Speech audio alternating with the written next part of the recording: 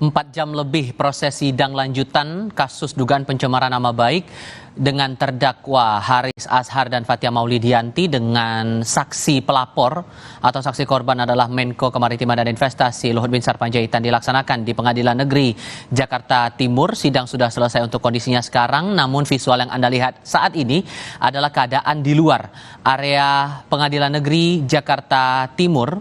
Tampak di sini ada kelompok pengunjuk rasa yang ikut berorasi di sana.